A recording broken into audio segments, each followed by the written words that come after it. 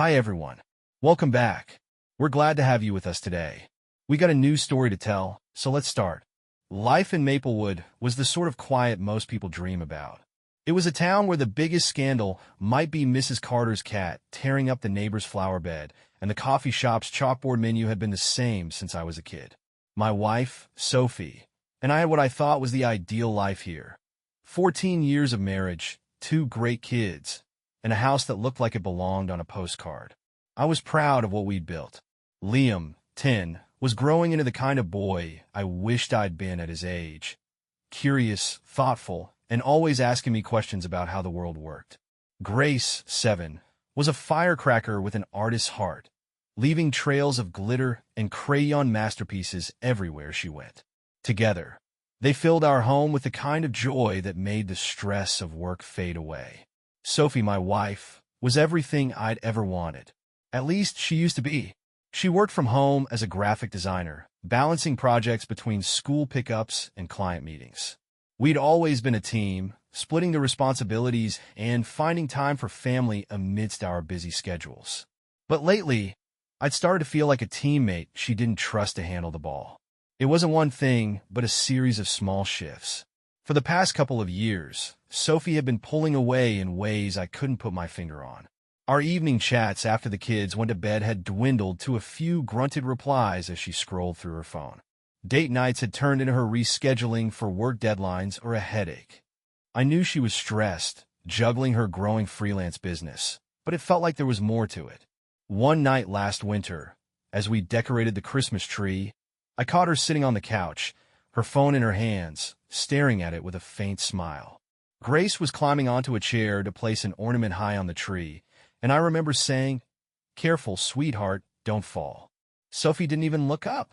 "Who's got you smiling over there?" I asked, trying to keep my tone light. She jumped, her face quickly neutralizing. "Oh, just a client," she replied, slipping the phone into her pocket. "You know, the Henderson project." Something about her reaction stuck with me. Maybe it was the way she avoided my eyes, or how she quickly changed the subject to the decorations. I wanted to believe her, but the seed of doubt was planted. It wasn't long before other things started piling up. New lingerie tags in the laundry, though I hadn't seen her wear anything special for me in months. A perfume bottle that smelled like something sultry and expensive, not her usual light floral scent. She'd begun coming home late, claiming she'd been with a client or at a networking event. One evening, I decided to wait up for her. She called to say she'd be home by 9. By the time the clock struck 11, I was still sitting on the couch, the TV murmuring softly in the background. When she finally walked through the door, she had that same nervous look. "Sorry," she said quickly, not meeting my gaze. The meeting ran long, and then traffic. Traffic? In Maplewood? At 11 p.m.? "You should have called," I said, my voice steadier than I felt. Her expression shifted, hardening defensively. "What's the big deal? I'm home now." It was the way she said it, like I was the unreasonable one, that made my chest tighten. From that point on, I started noticing more. Her phone, once a fixture on the kitchen counter, was now glued to her side. She'd excuse herself to take calls or answer texts, always with a quick, "It's work." Even her demeanor had changed, shorter temper, less patience with the kids, and a distance I couldn't breach no matter how hard I tried. One day, as I was cleaning out the car, I found a receipt tucked into the side door pocket. It was from a trendy cafe downtown, one Sophie rarely visited. The date on it was from the previous Friday, a day she'd told me she was at home finishing a project.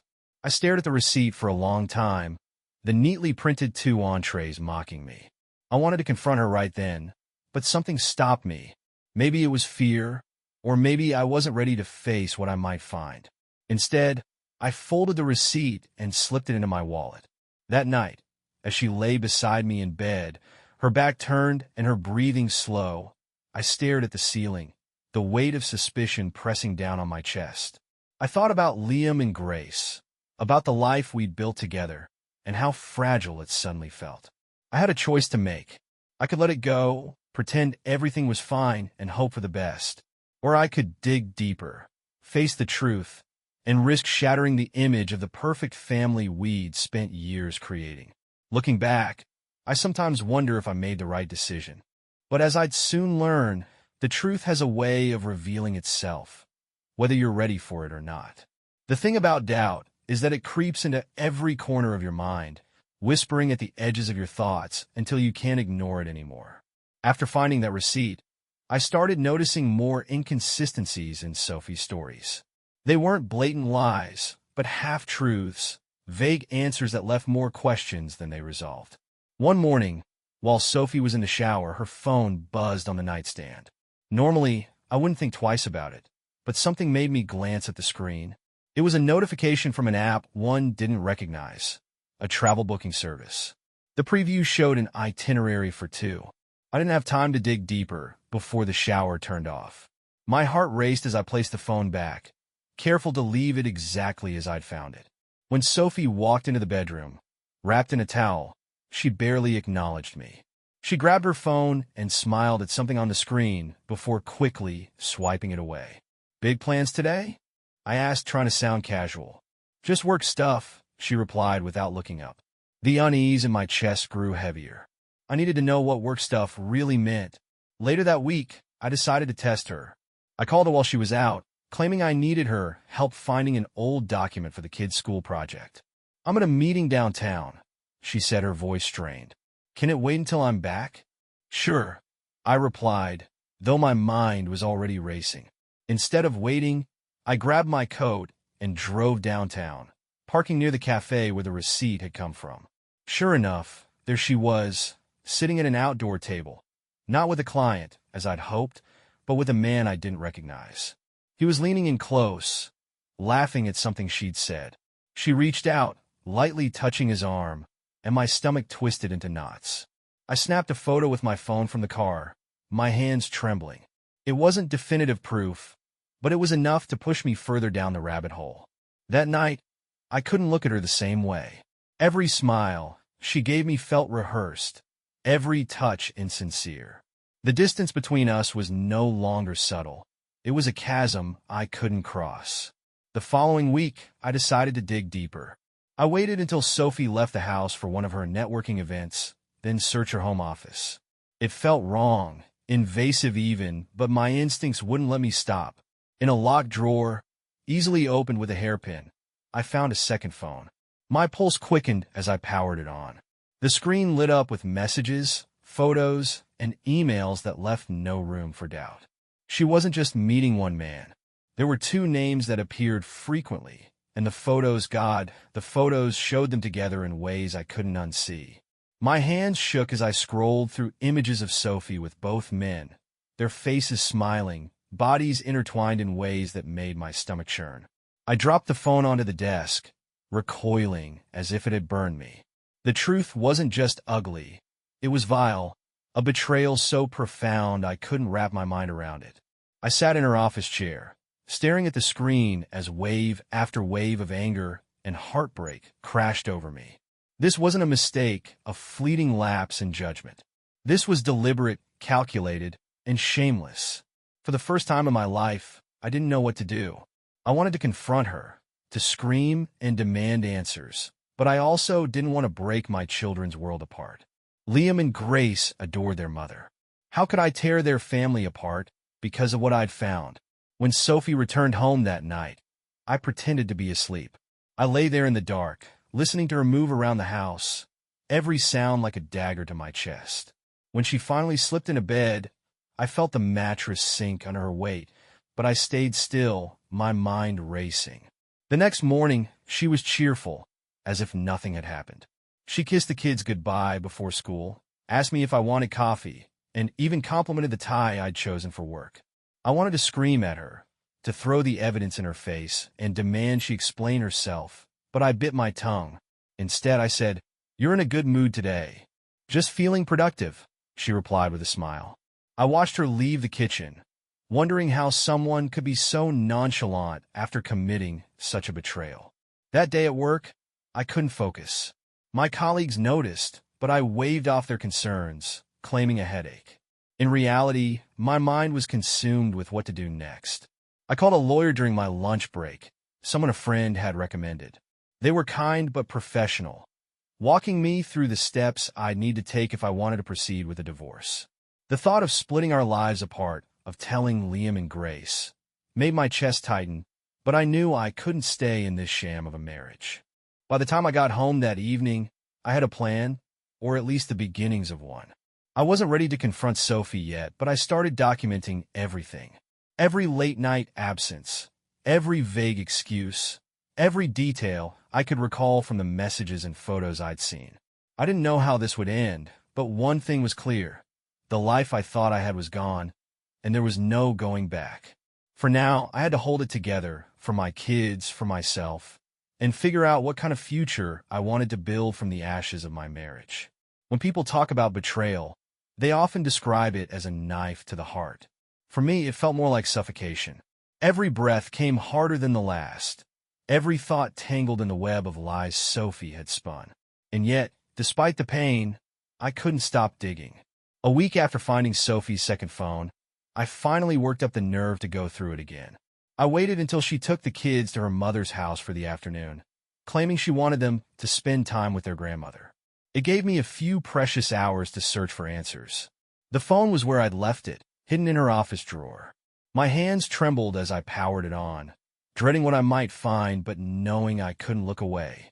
This time, I didn't stop at the messages. I opened her photo gallery. My heart sank as I scrolled through images of Sophie with the same two men I'd seen mentioned in her texts, Thomas and Eric. The photos weren't just casual. They were intimate, explicit, the kind of images that made my stomach twist and my face burn with anger and shame. But it was a video that broke me. I clicked play, and there they were, Sophie, Thomas, and Eric, laughing, kissing, and more, all in some cheap-looking hotel room. My mind went blank. I dropped the phone onto the desk, as though it had burned me, the sound of their laughter echoing in my ears. I stumbled back, clutching the edge of the desk for support. My world spun, the edges of my vision darkening. This wasn't just infidelity. This was something deeper, more deliberate. Sophie hadn't just betrayed me. She'd built an entirely separate life, one I wasn't a part of, one I wasn't even meant to know about. I sat in the office chair for what felt like hours, staring at the phone as if it might somehow explain itself. When I finally moved, it wasn't to scream or throw things as much as I wanted to. Instead, I grabbed my own phone and began taking screenshots of everything. Messages, photos, videos, I've documented it all, piece by piece, my hands shaking but steady enough to get the job done. As I worked, a strange calm washed over me. It wasn't peace exactly, but a cold clarity. Sophie had crossed the line, and there was no coming back from this. When she came home that evening, I was sitting on the couch, a beer in hand, trying to act like everything was normal. She walked in with her usual cheerful facade, kissing the kids goodnight before joining me in the living room. "How was your day?" she asked, her voice light and casual. "Fine," I replied, not looking at her. "Yours?" "Oh, the usual," she said, sitting down beside me. Her phone buzzed in her pocket, and she pulled it out, glancing at the screen before quickly putting it away. I clenched my jaw but said nothing. Confronting her now would only escalate things, and I wasn't ready. Not yet. Over the next few days, I couldn't look at her without feeling the weight of what I'd seen. Every smile, every laugh, every touch felt like a lie. I started sleeping on the couch, claiming I was stressed from work. She didn't seem to notice, or if she did, she didn't say anything. One night, as I lay staring at the ceiling, I realized I couldn't keep this to myself any longer.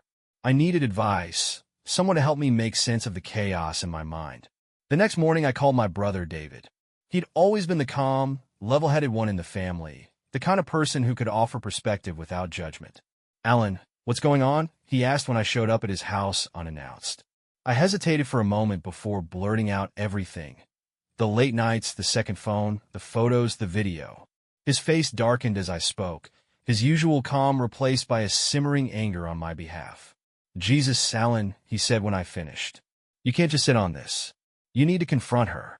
"I know," I said, running a hand through my hair. "But what about Liam and Grace? I don't want to blow up their lives." "You didn't blow up anything," David said firmly. "She did. You're just dealing with the fallout." His words hit me like a slap. He was right. Sophie's actions had already destroyed the foundation of our marriage. Pretending otherwise wouldn't save our family. It would just delay the inevitable. That night, as Sophie sat scrolling through her phone on the couch, I took a deep breath and sat down across from her. "We need to talk," I said, my voice steady despite the storm raging inside me. She looked up, her smile faltering. "What about?" "I know," I said simply. Her face went pale. "What are you talking about?" I pulled out her second phone and placed it on the coffee table between us. Her eyes widened in shock, and for the first time in years, I saw the mask slip. "I know everything, Sophie," I said, my voice cold and firm. "The messages, the photos, the video. I know." She stared at the phone, her mouth opening and closing like a fish out of water. "Alan, don't." I cut her off. "Don't lie to me. Not anymore." The room was silent except for the ticking of the clock on the wall. For the first time, Sophie looked small, vulnerable, and utterly exposed. But for me, the dam had already broken. There was no going back. The silence in the room was deafening. Sophie sat on the edge of the couch, her face pale and her hands trembling as they rested on her knees. She glanced at the phone on the coffee table like it was a live grenade, her eyes darting between it and me. I leaned forward, resting my elbows on my knees, keeping my voice as steady as I could manage. "I've seen everything, Sophie. The photos, the messages, the videos." Her lips parted, but no sound came out. She looked like she was searching for an explanation, some way to defuse the situation. But there was no excuse that could erase what I'd found. "How long?" I asked, my voice low but firm. She hesitated, her hands gripping her knees so tightly her knuckles turned white. "It's not what you think, Alan," she whispered. "Then tell me what it is," I said, my patience wearing thin. "Because from where I'm sitting, it looks like you've been sleeping with two different men behind my back." "For how long?" Her eyes welled up with tears, but I felt no sympathy. "Not anymore." "A few months," she admitted finally, her voice barely audible. I clenched my fists, forcing myself to stay calm. "Months," I repeated, the word tasting bitter on my tongue. "So while I was working, raising our kids, trying to hold this family together, I couldn't even finish the sentence." The image of her with Thomas and Eric flashed through my mind, and I felt my stomach churn. "Alan, please," she said, her voice cracking. "It wasn't about you. Don't you dare," I snapped, cutting her off. "Don't you dare try to tell me this wasn't about me. You made it about me the moment you lied to my face, the moment you chose them over your family." She flinched as if I'd struck her, but I didn't care. The anger boiling inside me had nowhere to go but out. "Was it worth it, Sophie?" I asked, my voice rising. "Was it worth throwing away everything we built together? Was it worth breaking our kids' hearts?" Her tears were falling freely now, but they didn't move me.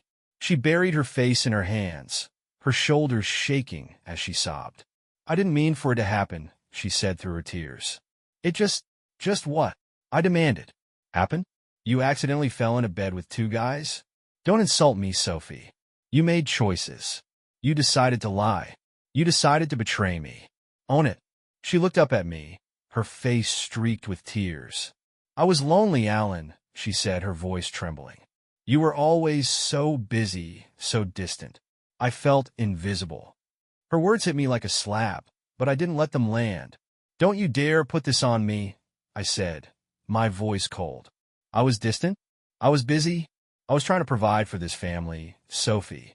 I was here every day, doing my best to keep things together while you were out tearing them apart." She looked away, unable to meet my gaze. "What about Liam and Grace?" I asked, my voice softening. "Did you think about them at all? What this would do to them?" Her sobs grew louder, but she didn't answer. I stood up, unable to sit still any longer. "You know what? I don't even care why you did it. The why doesn't matter. What matters is what happens now." She looked up at me, panic flashing in her eyes. "Alan, please, don't do anything rash. We can fix this. We can go to counseling, talk to someone. Fix this." I interrupted, laughing bitterly. "How do you propose we fix this, Sophie? Do we just sweep it under the rug and pretend it didn't happen?" Do I tell Liam and Grace that everything's fine while their mother runs off to meet her boyfriends? Her face crumpled, and she buried her head in her hands again. I'm done, Sophie, I said, my voice firm. I'm done lying to myself, done pretending this marriage is something it's not. I'm filing for divorce. Her head shot up, her eyes wide with disbelief. Alan, no. Please. Don't do this. Think about the kids. I am thinking about them, I said, cutting her off. And the best thing I can do for them is show them that this is not okay. That betrayal has consequences. They deserve better than this, and so do I. The words hung heavy in the air, final and unyielding. She reached out to me, but I took a step back. I'll be staying at David's for a while, I said. I'll come by tomorrow to pick up my things. Alan, wait. No, Sophie, I said, my voice firm. You've said enough. I turned and walked out of the room, grabbing my keys from the counter as I went. As I opened the front door, I heard her sobs grow louder, but I didn't look back. The cool night air hit me like a wave as I stepped outside. My chest felt tight, my hands shaking as I climbed into the car. For a moment, I just sat there, gripping the steering wheel and staring at the house. I thought about Liam and Grace, sleeping soundly in their rooms, blissfully unaware of how much their world was about to change. A part of me wanted to stay, to shield them from the fallout. But I couldn't. Staying would mean lying to them, lying to myself. I started the car and pulled out of the driveway, the weight of Sophie's betrayal sitting heavy on my shoulders. The first night at David's house was a blur. I barely remember the drive over or the quiet conversation we had as I walked through his door. He didn't press me for details, knowing I wasn't ready to talk, and instead showed me to the spare bedroom, where I sat on the edge of the bed, staring at the floor. It was only when the house went silent, David and his wife retreating to their room, that the weight of it all hit me. I was officially untethered, cast adrift from the life I thought I knew. My mind kept replaying Sophie's face when I told her I was leaving, the desperation in her voice, the tears streaking her cheeks. Part of me hated that I still cared enough to feel bad for her, but I couldn't dwell on her. My kids were my priority now. The next morning, I called Sophie. She picked up on the first ring. Alan, she said, her voice small and shaky. I'm coming to get my things, I said, cutting off whatever she was about to say. Liam and Grace don't need to know anything yet. We'll tell them together when the time is right. Okay, she whispered. They're at my mom's right now. You can come by whenever you want. An hour later, I was standing in the house that had been my home for over a decade, packing my life into boxes. The kids' drawings on the fridge, the family photos on the wall, even the faint scent of Sophie's perfume. It all felt foreign now, like it belonged to someone else. Sophie hovered nearby, watching me with red-rimmed eyes, but I refused to look at her. Alan, she said softly as I taped the last box closed. I sighed, bracing myself. What? I know you don't want to hear this, she began, her voice trembling, but I'm sorry. I'm so sorry for everything. I don't know how I let it get this far. I straightened, finally meeting her gaze. You didn't let it get this far, Sophie. You chose this. Every step of the way, you made a choice. And now we're all paying for it. She flinched but didn't argue. I want to make it right, she said after a moment. For the kids. For us. There is no us anymore, I said flatly. And as for the kids, we'll figure out custody, but don't think for a second that this is something you can fix with an apology. Her shoulders sagged, and for a moment, I thought she might argue. But instead, she simply nodded, wiping at her eyes. I left without another word, my car packed with boxes of clothes, personal items, and the few pieces of my life that hadn't been tainted by Sophie's betrayal. The next few weeks were some of the hardest I'd ever endured. Every time I looked at Liam and Grace, my heart broke a little more. They were too young to understand what was happening, and I hated the thought of shattering their world with the truth. I spent hours consulting with my lawyer, preparing for the inevitable custody battle. Sophie had agreed to a temporary arrangement where the kids would split their time between us, but I could tell she was already trying to paint herself as the better parent. She started baking cookies for their school events, volunteering for every extracurricular activity, and posting carefully curated photos on social media. all while acting like nothing had changed. But behind the scenes, she was unraveling. One night, after the kids had gone to bed at her place, she called me. "Alan, I can't do this," she said, her voice cracking. "I can't handle the kids being away from me. I miss them so much it hurts." "You should have thought about that before," I replied coldly. "Don't you think I know that?" she snapped, her tone shifting to anger. "I'm trying, Alan. I'm trying to be a good mother, even if you think I'm the worst person in the world." "I don't think you're the worst person in the world," I said after a pause. "But I do think you need to face the consequences of your actions. This isn't about you or me. It's about them. Liam and Grace deserve stability, and I'm going to do whatever it takes to give them that." She didn't reply, and the silence stretched on until I finally hung up. Despite the chaos, I found solace in the little moments with my kids. Reading bedtime stories to Grace, helping Liam with his math homework, playing catch in David's backyard. They were reminders of what mattered most. One evening, as we sat around the dinner table, Grace looked up at me with her big, curious eyes. "Daddy, why don't you live with Mommy anymore?" she asked innocently. My throat tightened, and I glanced at Liam, who was staring at his plate, clearly uncomfortable. "It's complicated, sweetheart," I said gently. "But no matter what, Mommy and I both love you and your brother very much. That will never change." She nodded, satisfied for the moment, but I knew the questions would keep coming. The hardest part of this entire ordeal wasn't losing Sophie. It was knowing that Liam and Grace would carry the weight of her choices, even if they didn't fully understand them yet. But as I tucked them into bed that night, watching them drift off to sleep, I felt a renewed sense of purpose. Sophie may have broken our marriage, but she wouldn't break our family. I was determined to pick up the pieces and build something stronger for my kids. For myself.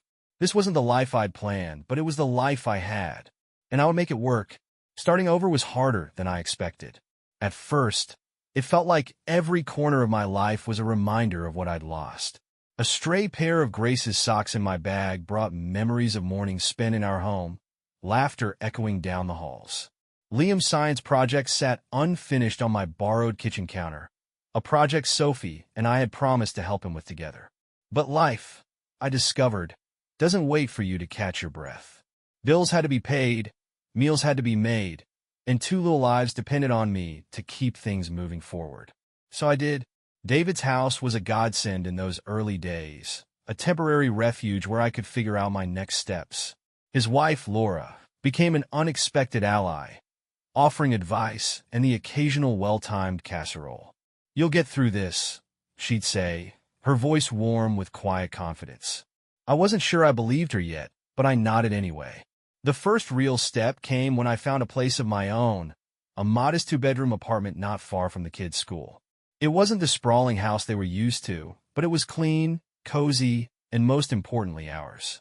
I let Liam and Grace pick out their own bedding and posters for the walls, and we spent a weekend painting their rooms together. By the end of it, the apartment didn't just feel like a place to stay, it felt like a fresh start. Sophie, meanwhile, was struggling to adapt.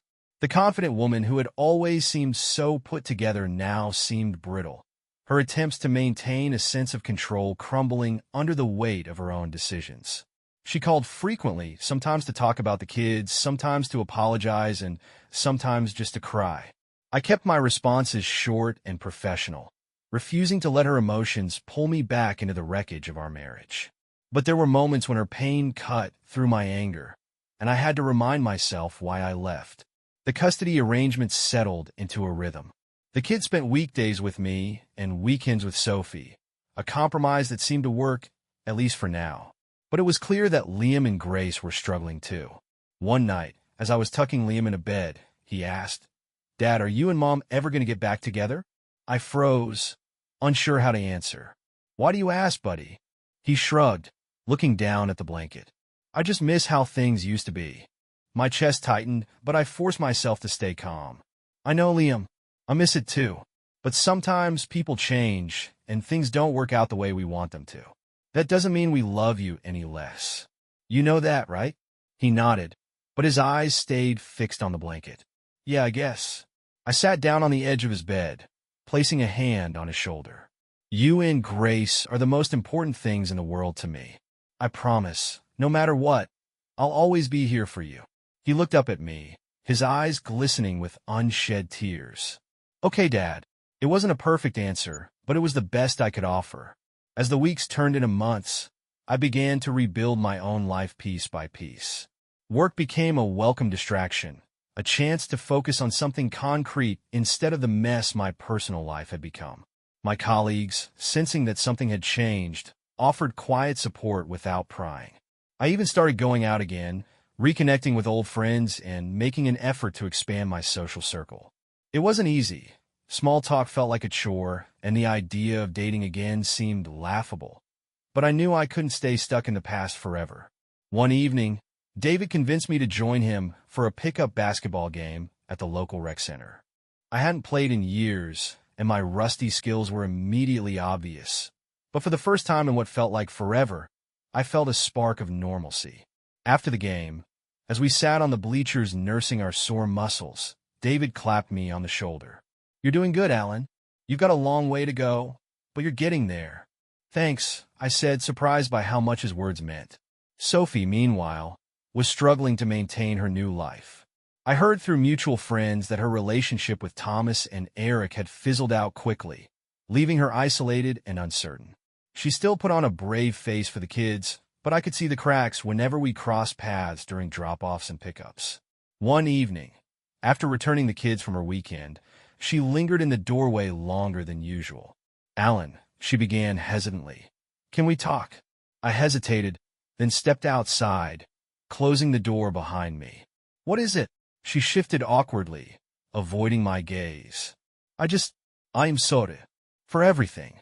I know I've said it before, but I mean it. I messed up, and I don't expect you to forgive me, but I needed you to know that." I studied her for a moment, searching for sincerity in her eyes. "I appreciate that," I said finally. "But Sophie, this isn't just about me. It's about the kids. They need us to be better for their sake." She nodded, tears spilling over her cheeks. "I'll try. I promise." That night, as I sat on the couch watching Liam and Grace play a board game, I felt a glimmer of something I hadn't felt in a long time. Hope. My life wasn't perfect, but it was mine, and I was determined to make the most of it. The pieces were starting to come together, one small step at a time. Months passed, and the chaos that had defined my life began to settle into something resembling normalcy. It wasn't the life I had envisioned, but it was a life I could work with. My days revolved around Liam and Grace, helping with homework, driving to soccer practice, and spending quiet evenings watching movies or playing games. There was a new rhythm to our lives, one I was proud to create. The kids laughed more now, their questions about the separation growing less frequent as they adjusted to the new routine. They still asked about their mother, of course, but I made sure to speak of Sophie respectfully, knowing the relationship they had with her was just as important as the one they had with me. Sophie had made an effort too. I'll give her that. She became more consistent in her time with the kids, showing up for school events and staying present during their weekends together. While I could still sense her regret in every interaction we had, I kept my distance. My forgiveness, I realized, wasn't something I owed her. It was something I needed to find for myself in time. One Saturday, as I was helping Liam build a treehouse in the backyard, Grace came running out of the house holding my phone. "Daddy, someone's calling you," she shouted, her excitement making me smile. "Thanks, Peanut," I said, wiping my hands on my jeans before taking the phone. The screen displayed a number I didn't recognize. "Hello," I answered, stepping away from the noise of Liam hammering nails into wood. It's Kate." It took me a second to place the name. Kate was one of the moms from Liam's soccer team. We'd exchanged pleasantries at games and practices, but we'd never spoken beyond that. "Oh, hi," I said, surprised. "What's up? I hope this isn't weird," she began, her voice slightly nervous.